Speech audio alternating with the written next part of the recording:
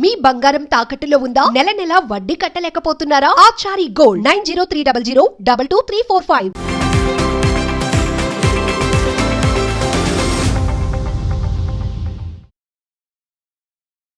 నమస్తే, welcome to Magna TV. నేను మీ అనుష. ఈరోజు మనతో పాటు మన స్టూడియోలో ఉన్నారు Kinnera welfare society founder and chairman Nagachandrika Devi గారు ఉన్నారు. మాట్లాడతాం. నమస్తే అమ్మ. నమస్తే అమ్మ. చిన్న స్థాయి నుంచి వచ్చినప్పుడు అనేక విలువల్ని మనం పాటిస్తూ ఉంటాము. నేను ఈ మాట ఎందుకు అంటున్నానంటే, ఏమీ లేని స్థితి నుంచి, అంటే ఒక middle class, below middle class నుంచి ఒక హైఫై స్టేటస్ రాగానే విలువలు మర్చిపోతామా? డబ్బు ఎక్కువ వస్తే మనం దారి అనేది మార్చేస్తామా? సో ఇదే ఇన్సిడెంట్ జరుగుతుంది ఇప్పుడు.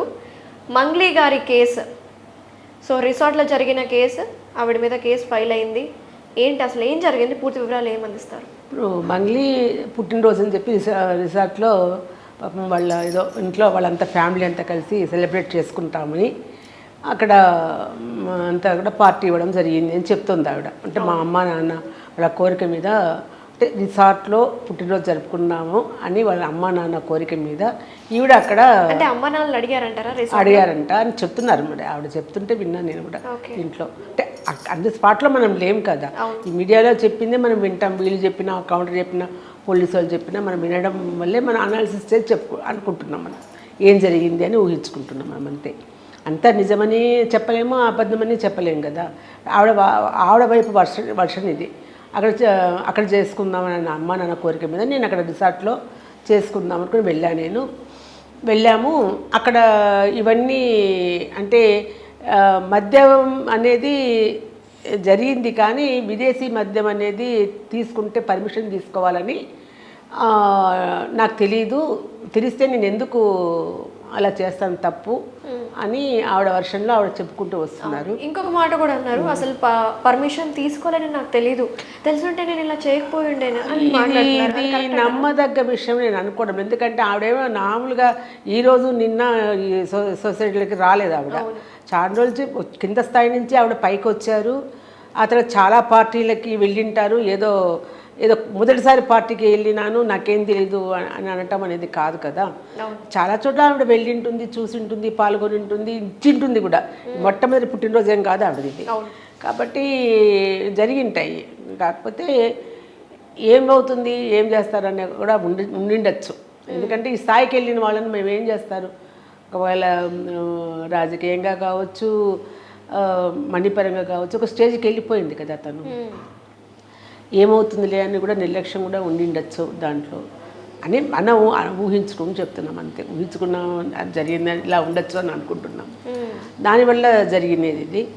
సో అది కాకుండా 9 మందిని డ్రగ్స్ ఏదో గంజాయి తీసుకున్న వాళ్ళని పట్టుకున్నారు అని చెప్పి చెప్తున్నారు.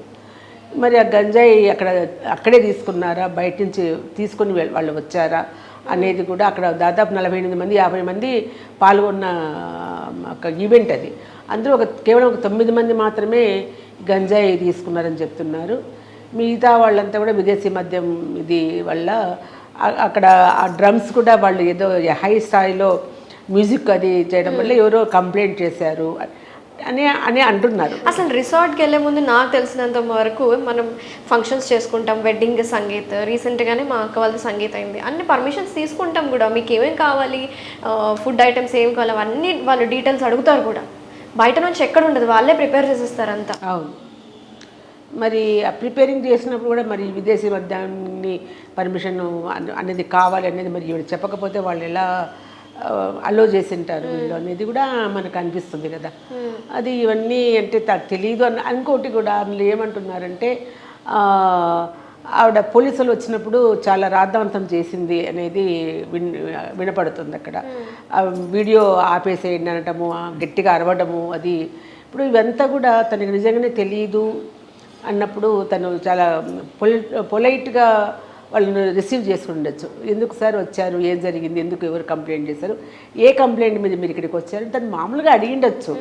వెంటనే వాళ్ళని చూస్తాను తను రియాక్ట్ అయిపోయి వాళ్ళని రావద్దు, అది ఆఫ్ చేయండి అని అరవటము అనేది ఇవన్నీ తనకు బాగా ఎఫెక్ట్ అయిపోయింది. నిజంగానే అది కంగారులో జరిగిందా, కావాలని జరిగిందా, తెలిసి చేసిందా అనేది అనుకుంటే ఏదైతే ఏమైంది బాగా ఎఫెక్ట్ పడింది. ఇంకొకటి తల్లి, ఇప్పుడు ఒక పొజిషన్లోకి వెళ్ళింది అమ్మాయి. ఒక చిన్న స్థాయి నుంచి ఆవిడదేదో కష్టపడి, చాలా కష్టపడి రాయలసీమ అనుకుంటా అమ్మాయిది. ఆ స్థాయి నుంచి తక్కువ స్థాయి నుంచి ఒక ఇదిలో వచ్చిన అమ్మాయి తన యొక్క కెరీర్ని ఎంత జాగ్రత్తగా చూసుకోవాలి. ఎందుకంటే ఏదైనా ఎఫెక్ట్ తన లైఫ్ మీద పడుతుంది.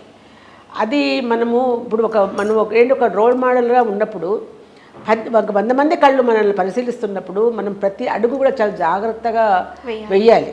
ఇంకోటి కూడా ప్రతి ఒక్కళ్ళు కూడా ఇప్పుడు ఈ సెలబ్రిటీస్ని కొంచెం ఆదర్శంగా కూడా తీసుకుంటూ ఉంటారు. వాళ్ళ డ్రెస్సింగ్ కావచ్చు, వాళ్ళు ఏ చేసినా వీళ్ళకి ఫాలో అవుతూ ఉంటారు, మాట్లాడే విధానం ఫాలో అవుతూ ఉంటారు వాళ్ళు. అటువంటిప్పుడు ఈ అమ్మాయి తక్కువ టైంలోనే బాగా ఫేమస్ అయిపోయింది.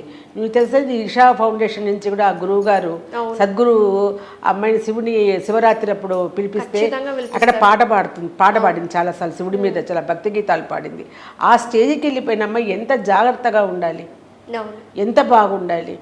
మనము ఎంత స్థాయికి వెళ్ళినా కూడా డబ్బు వచ్చినా పేరు వచ్చినా మనము వెనకలది మర్చిపోకూడదు. ఇంకోటి మనం ఎక్కడా కూడా చాలా జాగ్రత్తగా అడుగులు వేసుకుంటూ రావాలి. అదన్నీ తను పోగొట్టుకొని చేసుకోవడం వల్లనే ఇదన్నీ నష్టపోతుంది అని అనిపించింది. ఇప్పుడు ఏదైనా ఎల్లకాలం ఆ కేసు ఉంటుంది ఇది అనేది కాదు. పోయినా మచ్చ అయితే మచ్చే కదా. ఒకసారి తెల్లటి కాగితం మీద నలుపున పడిందంటే పడినా కూడా అది ఇంకెప్పటికీ కూడా అది ఉండిపోతుంది. అది ఇప్పుడు మంగ్లీ జీవితం మీద కొద్దిగా పడినది అనిపిస్తుంది. నెక్స్ట్ ఒకవేళ చూసుకుంటే మచ్చే మీరు అన్నట్టు అది నేను ఒప్పుకుంటాను మేడం. సో తన కెరీర్ ఫ్యూచర్ ఎలా ఉండబోతుంది అంటారు నెక్స్ట్? మనం ఎలా చెప్తాం ఫ్యూచర్ అంటే ఇప్పుడు ఎట్లయినా కొద్దిగా ఇబ్బందికరంగానే ఉంటుంది కొద్దిగా. కాకపోతే ఇంకా ఇది కూడా దాన్ని షేర్ చేసుకునే వాళ్ళు కూడా ఉంటారు ఒక్కొక్కసారి కొంతమంది. అది మంచి జరిగినా చెడు జరిగినా దాన్ని ఎఫెక్ట్ బయటకు వచ్చేటోళ్ళు కూడా ఉన్నారు చాలామంది కూడాను. అలా కూడా ఉండొచ్చు. మనం ఎందుకు ఆ అమ్మాయిని మనం అనుకోవాలి, తెలిసి చేసినా తెలియక చేసినా మొత్తానికి ఎఫెక్ట్ అయితే పడింది తనకి. సో ఇంకోటి కూడా ఈ 9 మంది ఎవరో తీసుకుందామని అంటున్నారు. మరి మంగ్లీని మాత్రం ఇంతగా ఫేమస్ చేసేసారు. దాంట్లో ఆ 9 మందిని ఎందుకు చెప్పలేకపోతుంది? ఎవరు వాళ్ళు? అవును, వాళ్ళు ఎవరు? మ్యూజిక్ డైరెక్టర్సా లేకపోతే సింగర్సా? వాళ్ళు ఎవరు? వాళ్ళ సింగర్సా లేకపోతే రాజకీయ నాయకులా లేకపోతే స్టూడెంట్సా లేకుంటే ఏదైనా పొజిషన్లో ఉండే వాళ్ళ పిల్లల ఏది తెలియదు మనకి. కానీ వాళ్ళ పేర్లు మాత్రం బయటికి రానిటంలో లేదు. కానీ ఒక ఆడపిల్ల ఒక స్టేజ్కి వస్తున్న మనిషి జీవితాన్ని మాత్రం మొత్తానికి ఇంటికి లాగారు పట్టుకోండి. సంథింగ్ ఫిష్ ఫిష్ అంతే. థ్యాంక్ యూ సో మచ్ అమ్మా. నమస్తే.